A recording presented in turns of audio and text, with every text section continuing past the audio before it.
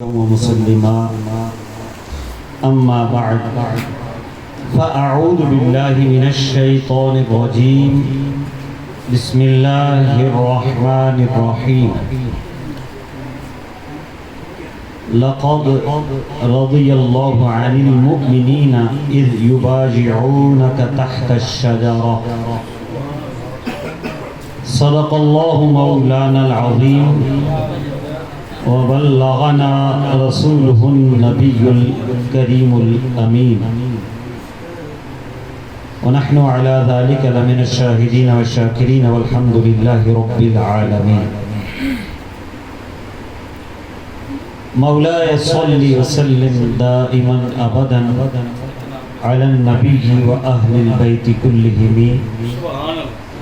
يا رب صل وسلم دائما أبدا على حبيبك خير الخلق كلهم ثم الرضا عن أبي بكر وعن عمر وعن علي وعن عثمان ذي الكرم مصطفیٰ جان رحمت پہ لاکھوں سلام، شمع بزم ہدایت پہ لاکھوں سلام،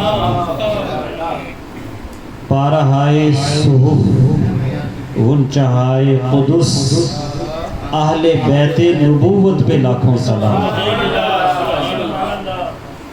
اور جانثاران بدر و احد پر درود، حق گزاران بیعت پہ لاکھوں سلام۔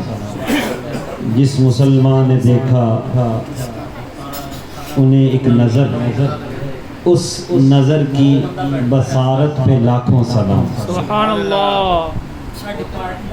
اللہ تبارک و تعالی کے پیارے حبیب سید العالمین خاتم النبیین علیہ الصلاۃ والتسلیم ہجرت فرمائی اور مدینہ منورہ میں تشریف لے گئے۔ مدینہ منورہ کے اندر 6 سال میں غزوہ بدر، غزوہ احد، غزوہ احزاب اور دیگر جنگیں اور معاملات ہوتے رہے۔ 6 ہجری کا جب سال آیا، ہجرت کا 6واں سال، تھوڑی سی آپ توجہ رکھیں گے نا تو تاریخ کی ان سنوں کے ساتھ موافقت آپ کے ذہن کی ہوگی۔ 6 ہجری کون سا سن بتا رہا ہوں؟ ہاں، مجھے پتہ چلے کہ آپ سن رہے ہیں۔ 6 ہجری میں نبی رحمت صلی اللہ تعالی علیہ وسلم نے ایک خواب ملاحظہ فرمایا کہ حضور علیہ السلام نے اپنے اصحاب رضی اللہ تعالیٰ عنہ سے فرمایا کہ میں نے خواب میں دیکھا ہے کہ ہم مکہ مکرمہ میں گئے ہیں احرام باندھ کے، اور کچھ نے حلق کروایا، کچھ نے بال چھوٹے کروائے ہیں، اور بڑے ہی آرام سے عمرہ کیا۔ تو وہ جو جدائی تھی کعبہ معظمہ کی، پہلے ہی صحابہ کرام علیہ رضوان کے دل میں یہ شوق تھا کہ اللہ کے گھر کا طواف کرنے کا پھر موقع ملے، اور نبی رحمت صلی اللہ علیہ وسلم بھی یہ چاہتے تھے۔ اس خواب کو اشارہ سمجھا گیا کہ اب عمرے کا وقت آیا ہے، عمرے کی سعادت ملے گی۔ تو نبی رحمت صلی اللہ علیہ وسلم نے اپنے اصحاب رضی اللہ تعالیٰ عنہ کو تیار فرمایا۔ 1400 صحابہ کرام علیہ رضوان نبی رحمت صلی اللہ تعالیٰ علیہ وسلم کے ساتھ چلے۔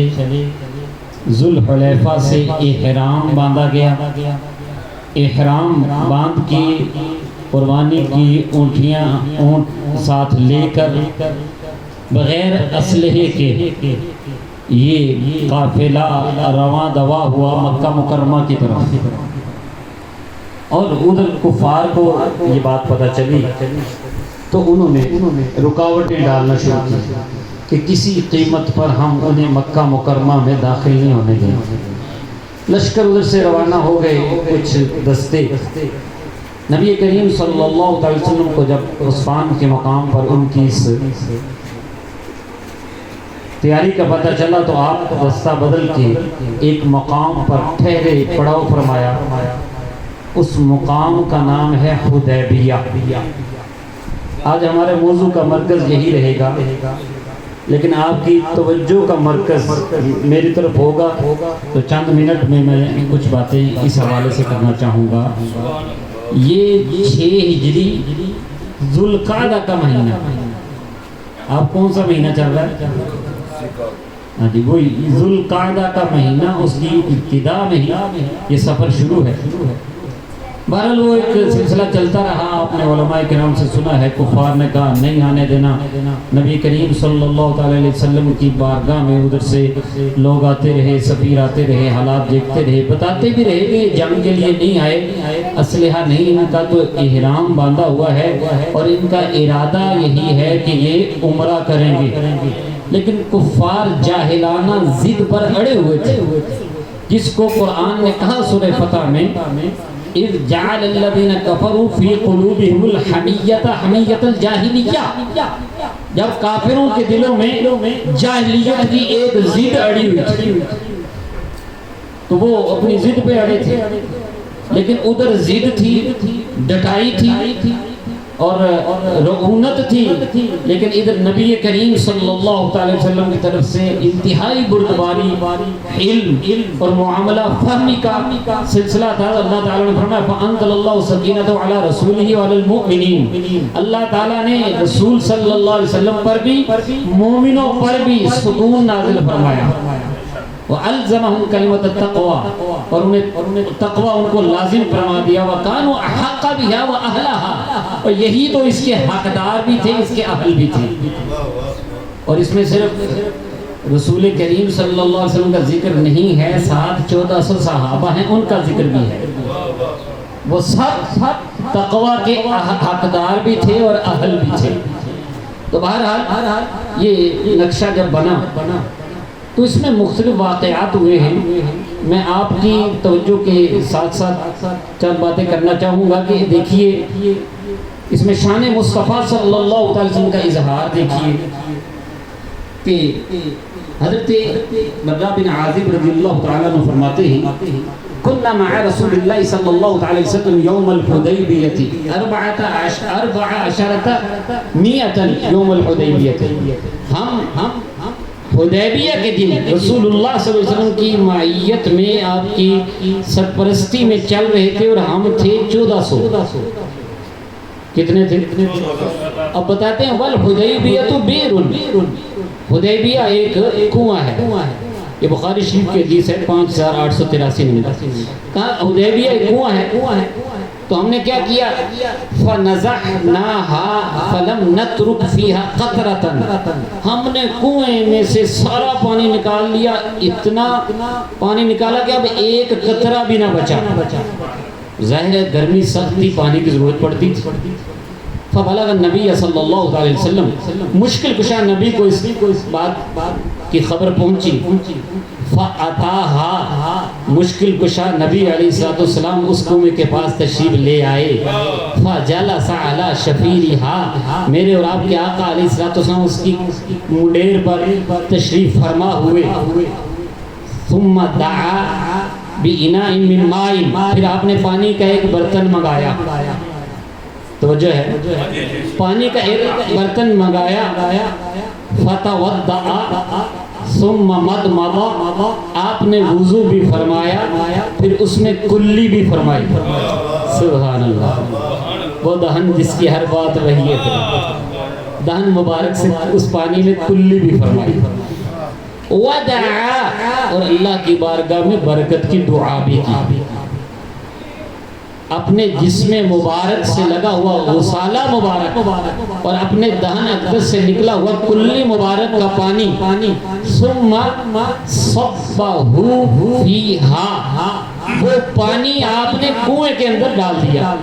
کنواں بالکل خشک، ابھی آپ حدیث کے لفظ سن چکے ہیں، فلم نترک فیہا قطرۃ، صحابی کہتے ہیں ہم نے اس میں قطرہ بھی نہیں چھوڑا تھا۔ نبی پاک نے فرمایا کہ تھوڑی دیر رہنے دو اس کو، پھر کیا ہوا؟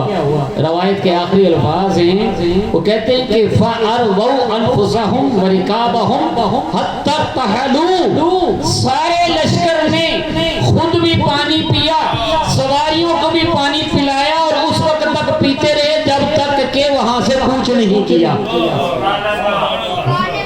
نور کے دریا بہیں، نور کے چشمے لہرائیں، دریا بہیں، انگلیوں کی کرامت پہ لاکھوں سلام۔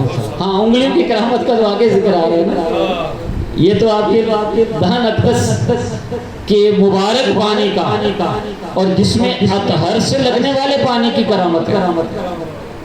اور انگلیوں کے حوالے سے بھی اسی واقعہ میں حضرت سیدنا جابر رضی اللہ تعالیٰ عنہ فرماتے ہیں کہ آتش الناس یوم الحدیبیہ، حدیبیہ کے دن لوگوں کو بہت پیاس لگی ہوئی تھی، اور رسول اللہ صلی اللہ علیہ وسلم بین یدیہ رکوۃ، اور میرے اور آپ کے آقا علیہ السلام کے سامنے پانی کا ایک برتن تھا، چھوٹا برتن تھا جس میں کچھ پانی تھا۔ فتوضأ، نبی کریم صلی اللہ علیہ وسلم نے اس میں وضو کیا۔ جب صحابہ کرام نے دیکھا کہ حضور علیہ السلام کے پاس پانی کا برتن ہے اور پانی تھا نہیں، تو سب جو ہے اس طرف آ گئے، نبی کریم صلی اللہ علیہ وسلم کی بارگاہ میں حاضر ہو کے عرض کرنے لگے، لیس عندنا ماء نتوضأ به ونشرب، یا رسول اللہ صلی اللہ علیہ وسلم اب ہمارے پاس تو کوئی پانی رہا ہی نہیں جس سے وضو کریں، جس کو پئیں، الا ما فی رکوتی کا، سوائے اس کے جو آپ کے اس برتن میں۔ اب میرے آقا علیہ السلام نے یہ نہیں فرمایا کہ تھوڑا سا پانی ہے تو اب میں نہیں وضو کرنا ہے، میں تمہیں کیسے دوں، تم اللہ سے دعا کرو، اللہ پانی عطا فرمائے گا۔ حالانکہ اللہ سے دعا کریں، یقیناً اللہ عطا فرماتا ہے، لیکن یہاں رب نے اپنے محبوب کی شان ظاہر کرنی تھی، تو نبی رحمت صلی اللہ علیہ وسلم نے فوضع یدہ، آپ نے اپنا دست اقدس اس برتن کے اندر رکھا۔ راوی کہتے ہیں فَجَعَلَ الْمَاءُ يَفُورُ مِن بَيْنِ أَصَابِعِهِ كَأَمْثَالِ الْعُيُونِ، حضور علیہ السلام کے دست اطہر کے نیچے سے پانی ایسے جاری ہو گیا جیسے چشمے جاری ہو جاتے ہیں، نور کے چشمے لہرائیں اور دریا بہیں، انگلیوں کی کرامت پہ لاکھوں سلام، اور انگلیاں ہیں پید پر، ٹوٹے ہیں پیاسے جھوم کر، نتیاں پنجاب رحمت کی ہے جاری واہ واہ۔ سید عالم صلی اللہ علیہ وسلم نے جب پانی اس طرح اس کے چشمے بہا دیے تو راوی کہتے ہیں فتوضأنا وشربنا، ہم سب نے وضو بھی کیا، ہم سب نے پانی بھی پیا، اور تابعین نے پوچھ لیا کم کنتم، اے جابر آپ جو ہمیں یہ واقعہ بتا رہے ہیں کتنے تھے آپ؟ حضرت جابر رضی اللہ تعالی عنہ نے وسعت کے ساتھ دل کھول کر عقیدہ بیان کیا، یہ ہے صحابہ کا عقیدہ۔ کہنے لگے لو کننا مئت الف لکفانا کننا 15 مئتا، یہ نہیں کہا کہ ہم 1500 تھے بس، پہلے کہا یہ میں 1500 کہہ دوں تو یہ نہ سمجھ لیجیے اچھا 1500 کو پانی کافی ہو، بس نہ ہو جائے۔ میرے آقا علیہ السلام کی جب شان بیان ہوتی ہے اس میں بس نہیں ہوتی، بندہ بے بس ہو جاتا ہے، شان بیان نہیں ہوتا۔ تیرے تو وصف ہیں عیب تناہی سے بری، حیران ہوں میرے شاہ میں کیا کیا کہوں تجھے۔ تو حضرت جابر بن عبداللہ رضی اللہ عنہ فرمانے لگے اگر ہم لاکھوں بھی ہوتے پانی ہمیں کافی ہو جاتا، ویسے ہم 1500 تھے۔ یہ حدیبیہ کی یادیں ہیں، یہ حدیبیہ کی یادیں۔ ایک دو باتیں اسی حوالے سے مزید کر کے بات مکمل کرنا چاہوں گا کہ حدیبیہ کے مقام پر جب نبی کریم صلی اللہ علیہ وسلم کے ساتھ سفارت کاری جاری تھی، مختلف لوگ آتے جاتے تھے، تو میرے آقا علیہ السلام نے حضرت عثمان غنی رضی اللہ تعالیٰ عنہ کو مکہ مکرمہ میں بھیجا، واقعہ آپ نے تفصیل سے سنا ہوا ہے۔ انہوں نے جا کے وہاں پر مذاکرات کیے، تو تو اہل مکہ نے کہا جی کہ آپ تو آ گئے ہیں، چلو نبی کریم کو ہم نے نہیں آنے دینا. انہوں نے تو اپنے طرح سے کہا نا کہ ہم ان کو نہیں آنے دیں گے. آپ آ گئے ہیں، چلو طواف بھی کر لیں، صفا مروہ کی صحیح کر کے عمرہ کر لیں. اور ادھر سے کچھ صحابہ نے بھی نبی کریم صلی اللہ علیہ وسلم کی بارگاہ میں عرض کی کہ وہ تڑپ رہے تھے نا صحابہ. واہ جی عثمان غنی تو دیکھو پہلے پہنچ گیا، اس نے تو طواف کا لیا ہو. ادھر سے میرے اور آپ کے آقا علیہ السلام نے بھی فرمایا نہ ایسا نہیں ہو سکتا. عثمان رضی اللہ تعالیٰ عنہ، میرے نبی علیہ السلام کو اپنے ان صحابہ پر کتنا اعتماد ہے، ان صحابہ کے ایمان پر کتنا اعتماد ہے میرے آقا کو. ان کی محبت اور عشق کا خود نبی کریم صلی اللہ علیہ وسلم اظہار فرمایا نہ عثمان میرے بغیر طواف نہیں کرے. اور ادھر ہوا بھی یہ، اللہ کا گھر موجود ہے، طواف کیا جا سکتا ہے، لیکن عثمان غنی رضی اللہ تعالیٰ عنہ کا جواب یہ تھا کہ جب تک محمد مصطفیٰ صلی اللہ علیہ وسلم طواف نہیں کریں گے عثمان طواف نہیں کریں گے. اب حضرت عثمان غنی کو روک لیا گیا، پھر افواہ پھیلی کہ ان کو شہید کر دیا گیا ہے. تو دیکھیے کہ اگرچہ یہ سب جہاد کرنے اس وقت نہیں گئے تھے، عمرہ کرنے گئے تھے، اسلحہ تیاری کے لیے ساتھ نہیں تھا، اور صرف عمرہ کی نیت تھی، سب کچھ عمرہ کے لیے تھا، لیکن یہ نہیں کہا کہ ہمارے پاس تو کچھ ہے نہیں تو ہم کچھ نہیں کر سکتے. آج کے اسرائیل اور فلسطین کے حالات کے تناظر میں آپ دیکھیں تو ہمیں کئی دانشور اسکالر کہتے ہیں جی اسی کی کر سکتے ہیں، انہوں نے تو مقابلہ ہی نہیں. لیکن میرے آقا علیہ السلام کا عمل دیکھیے کہ کفر کو اپنی پاور شو کرنا یہ سنت نبوی ہے. میرے آقا علیہ السلام کو جب یہ خبر ملی، حضور علیہ السلام نے سارے صحابہ کو ایک درخت کے نیچے جمع کیا. اس درخت کا نام ہے سامورا، ببول کا درخت. اس کے نیچے سارے صحابہ جمع ہیں. میرے آقا علیہ السلام جلوہ فرما ہے، آپ نے سب سے جہاد پر بیعت لی. غوث پاک کے غلاموں بیعت کی بات میں کرتا ضرور، لیکن وقت جو ہے اتنا زیادہ نہیں ہے. آج صرف ہم نے بیعت رضوان پر ہی بات کرنی ہے، لیکن بیعت کی اہمیت کے صرف بیعت ایمان پر نہیں ہوتی، بیعت جہاد پہ بھی ہوتی ہے، بیعت تقوی پر بھی ہوتی ہے. جیسے پیران عظام لیتے ہیں، ہم غوث پاک کے مرید ہیں جیسے، تو بیعت یہ ساری چیزوں پہ ہوتی ہے. اس پہ آپ تھوڑی سی توجہ کر رکھیے گا. تو نبی رحمت صلی اللہ علیہ وسلم نے بیعت لی سارے صحابہ کرام علیہ رضوان سے، جس میں سیدنا صدیق اکبر رضی اللہ عنہ بھی موجود ہیں، دیگر صحابہ بھی موجود ہیں، اور حضرت علی مرتضیٰ کرم اللہ وجہہ الکریم بھی موجود ہیں. تو نبی کریم صلی اللہ علیہ وسلم نے اپنا دستے جو اقدس ہے دائیں والا، اس کے اوپر اپنا دوسرا ہاتھ مبارک رکھ کے کہا یہ ہاتھ عثمان کا ہے، اور ہاتھ رکھ کر بیعت کی ان کی طرف سے اشارہ کیا کہ عثمان غنی کا کوئی بال بھی کا نہیں کر سکتا. اور یہ جب جہاد پر بیعت لی کہ یا رسول اللہ ہم ہر حال میں آپ کا ساتھ دیں گے، کفر پر لرزہ طاری ہو گیا اور وہ لڑائی سے باز آ گئے. بہرحال وہ قصہ مختصر بڑی لمبی بات ہے، لیکن میں اس آیت کو لے کر آنا چاہتا ہوں. دو آیتیں ہیں سورہ فتح کی.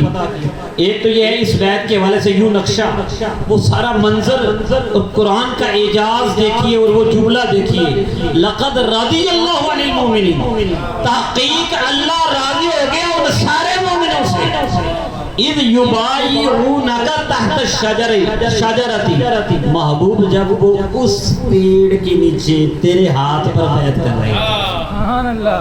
سارے صحابہ اللہ تعالیٰ نے کی فرمایا کہ اللہ سارے کو راضی، اور اگر کوئی نہیں صحابہ تو راضی تو انہیں سوچنا چاہیے.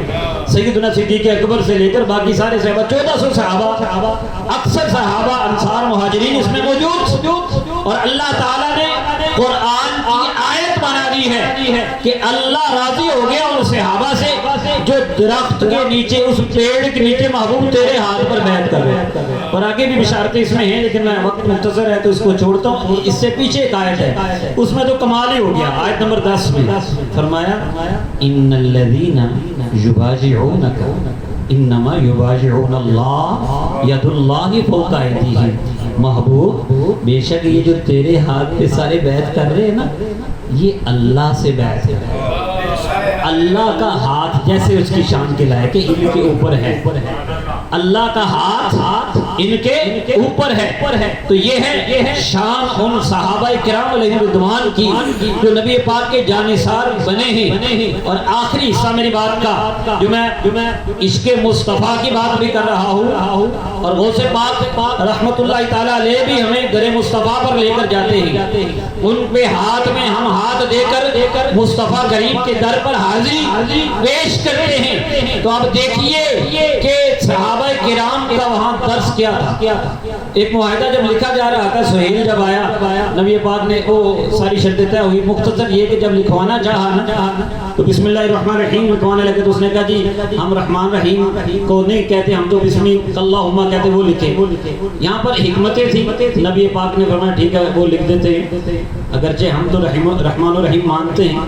پھر نبی پاک صلی اللہ علیہ وسلم نے لکھوایا ھذا ما قضى علیہ محمد رسول اللہ، یہ وہ ہے معاہدہ جس پر رسول اللہ کے رسول محمد نے فیصلہ فرمایا۔ اب حضرت علی مرتضیٰ شیر خدا رضی اللہ تعالیٰ عنہ نے لکھ دیا، سہیل نے پھر سوال کیا، نہیں جی ہم تو محمد بن عبداللہ لکھوائیں گے، کیونکہ رسول اللہ پر ہی تو ہمارا بحث ہے، ہم مانتے نہیں۔ میرے آقا نے فرمایا میں محمد رسول اللہ بھی ہوں، محمد ابن عبداللہ بھی ہوں، لیکن چلو اے علی ذرا یہ رسول اللہ کا لفظ مٹا دو۔ اب بعض اوقات انکار محبت میں ہوتا ہے، محبوب کی محبت میں بعض اوقات محب محبوب کی بات بھی ماننے سے انکار کر دیتا ہے۔ نا جی یا رسول اللہ، جس علی نے آپ کی گود میں آنکھ کھولی ہے، سب سے پہلے جلوہ آپ کے چہرے بطحا کا دیکھا ہے، جس علی نے کبھی کسی بت کے آگے سر جھکایا نہیں ہے، جس علی نے کلمہ پڑھا ہے تو بچپن سے ہی لا الہ الا اللہ محمد رسول اللہ کا پڑھا ہے، اور جو علی اس بستر پر جو تلواروں کی سائے میں تھا، اس بستر پر لیٹ کر لا الہ الا اللہ محمد رسول اللہ کے عقیدے کی حفاظت کرتا رہا ہے، آج اس علی کے ہاتھ کو گوارا نہیں کہ رسول اللہ لکھ کے پھر مٹا دے۔ نعرہ تکبیر، نعرہ رسالت، نعرہ تحقیق، نعرہ حیدری، نعرہ حیدری، نعرہ غوثیہ۔ اس پہ تفصیل ہے کہ ایک یہاں حکمتیں تھیں اور وہ حکمتیں بعد میں نظر بھی آئیں۔ اللہ تعالیٰ نے فرمایا اِنَّا فَتَحْنَا لَكَ فَتْحًا مُبِينًا، فتح مبین حاصل ہوئی، اگرچہ قواعد اس میں جو شرطیں تھیں بڑی مشکل تھی مومنوں کے لیے، اور صحابہ کرام نے سوالات بھی کیے، نبی پاک صلی اللہ علیہ وسلم نے ان کے جوابات عطا فرمایا کہ میں اللہ کے حکم کا پابند ہوں، تو وہ سارا کچھ اس میں ہے، لیکن خود میرے آقا نے فرمایا لاؤ کہاں لکھا ہے، اور حضور علیہ الصلوۃ نے خود وہ لفظ تبدیل فرما کے وہاں پر ابن عبداللہ لکھوا دیا۔ ایک بات دو باتیں اور کر لوں اگر آپ کی توجہ ہو، صرف دو باتیں چھوٹی چھوٹی۔ یہاں پاور شو کی بات ہوتی ہے تو عروہ بن مسعود ثقفی آیا کفار کی طرف سے، اور بہت بڑا سردار تھا، بڑی عمر کا تھا، بعد میں یہ مسلمان ہو گئے عروہ بن مسعود ثقفی رضی اللہ تعالیٰ عنہ، لیکن ابھی کفار کی طرف سے انالیسسٹ بن کر آئے تھے، اور انہوں نے آگے کہا بڑی اپنے انداز میں باتیں کرنے لگے، دیکھو جی آپ لڑیں گے ان کو شکست ہوگی تو یہ ہو جائے گا، اور آپ تو میں جو دیکھ رہا ہوں نا، سنیں میری بات، کہنے لگے کہ میں جو یہ دیکھ رہا ہوں نا، یہ آپ کے بندے جو ان کے چہرے میں دیکھ رہا ہوں، انہوں نے سب نے بھاگ جانا آپ کو چھوڑ۔ یہ عروہ نے جب اس طرح کی بات کی نا، تو حضرت سیدنا صدیق اکبر رضی اللہ تعالیٰ آپ نے نا اس کے بت کے والے سے ایک بہت سخت جملہ بولا، میں یہاں بول نہیں رہا کہ تو ایسا جا کے کر، اور کہا تم کیا سمجھتا ہے ہم نبی کریم صلی اللہ علیہ وسلم کو چھوڑ دیں؟ نا یہ وہ صحابہ ہیں جو کہتے ہیں فدا کا ابی و امی و عرضی و مالی، یا رسول اللہ میری جان مال میرا باپ ماں سب آپ پہ قربان ہو جائے۔ تو بہرحال یہ بھی پاور شو اور حقیقی پاور شو، یہ نہیں کہ خالی پاور شو، حقیقی پاور یہ، اور عشق رسول کی پاور۔ اچھا ایک بار اس میں ساتھ اس نے کیا کیا کہ عروہ بن مسعود جو تھے نا، وہ اپنا جب بات کرتے تھے تو نبی کریم کی داڑھی مبارک کو پکڑ لیتے تھے بار بار۔ حضرت مغیرہ بن شعبہ رضی اللہ عنہ، اب یہاں پر یہ نہیں کہ مہمان آئے تو یہاں پر دکھانا تھا کہ یہ نہ سمجھو کہ اگر عمرے کا احرام باندھا ہوا ہے، اگرچہ حرمت والے مہینے ہیں سب کچھ ہے، لیکن نبی پاک کے لیے ہم سب کچھ کر سکتے ہیں. انہوں نے تلوار کا دستہ جب ہاتھ آتا نا آگے تو دستہ اس کے ہاتھ پہ مارتے. آخر یدک عن لحیۃ رسول اللہ, پیچھے کر ہاتھ اللہ کے رسول کی داڑھی سے, ہاتھ پیچھے کر. وہ آنکھ اٹھا کے یہ کون ہے نا, مغیرہ بن شعبہ, ان کا بھتیجا ہی تھا. یہ ساری بات, اور پھر اس عروہ نے جا کر جو کہا وہ میری گفتگو کا آخری حصہ ہے اور یہ ہمارے لیے سبق بھی ہے. اس کا میں مفہوم سے بیان کر دیتا ہوں کہ اس نے جا کے جو انالیسز پیش کیے, یہ سب عاشقان رسول غلامان غوث اعظم کے لیے ایک درس ہے کہ کس طرح ہم نے نبی کریم صلی اللہ علیہ وسلم سے محبت کرنی ہے. وہ صحابہ کرام نے ہمیں سکھائی ہے. صحابہ کی عظمت, اہل بیت کی عظمت, میرے آقا علیہ السلام کی نسبتوں کی عظمت, اس سب کو ہمیں ماننا بھی چاہیے اور ان کی تعلیمات پہ عمل بھی کرنا چاہیے. ان کے بارے میں بات کرتے ہوئے ہمیں سوچنا چاہیے کہ وہ تو اپنا سب کچھ قربان کر بیٹھے. وہ کہتے ہیں لقد وفدت علی الملوک, میں بڑے بڑے بادشاہوں کے پاس گیا ہوں, میں کیسر کے پاس گیا ہوں, میں جو ہے نجاشی کے دربار میں گیا ہوں, کسرا کے دربار میں گیا ہوں. واللہ ان رأیت ملکا قط يعظم اصحابہ ما يعظم اصحاب محمد محمدا. اللہ کی قسم میں نے کسی بادشاہ کی ایسی تعظیم ہوتی نہیں دیکھی جیسی تعظیم محمد مصطفیٰ کے اصحاب محمد مصطفیٰ کی کر رہے تھے. اللہ کی قسم میرے آقا علیہ السلام کے بارے میں اس نے کہا کہ آپ اگر ناک کا مبارک پانی ڈالتے زمین پہ نہ گرتا, وہ اپنے ہاتھوں پہ لیتے, چہرے پہ ملتے, جسم پہ ملتے. اور یہ بھی ساتھ کہ جب میرے آقا حکم کرتے فوراً اس پر عمل کرتے. اس پہ بھی ہمیں سوچنا ہے. میرے آقا جب حکم کرتے فوراً اس پر عمل کرتے. ادب بھی ہے, عمل بھی ہے. ادب بھی ہے, عمل بھی ہے, عشق بھی ہے, اطاعت بھی ہے. دونوں چیزوں کو اپنے ذہن میں رکھنا ہے. اور فرمایا کہ وَإِذَا تَوَضَّأَ قَامُوا يَقْتَتِلُونَ عَلَى وُضُوئِهِ, جب محبوب وضو کرتے وضو کا پانی زمین پہ نہیں گرتا, وہ ایک دوسرے سے لڑ پڑتے اور وضو کا پانی اپنے ہاتھوں پہ لیتے. اور ادب کی وجہ سے نگاہیں اٹھا کر نبی پاک کی طرف نہیں دیکھا کرتے. تو بہرحال یہ وہ ادب کا وہ ادب پہلا کرینہ ہے محبت کے کرینوں میں. اور مومن وہ ہے جو ان کی عزت پہ مرے دل سے, تعظیم بھی کرتا ہے نجدی تو مرے دل سے. اللہ تبارک و تعالی ہم سب کو عمل کی توفیق عطا فرمائے.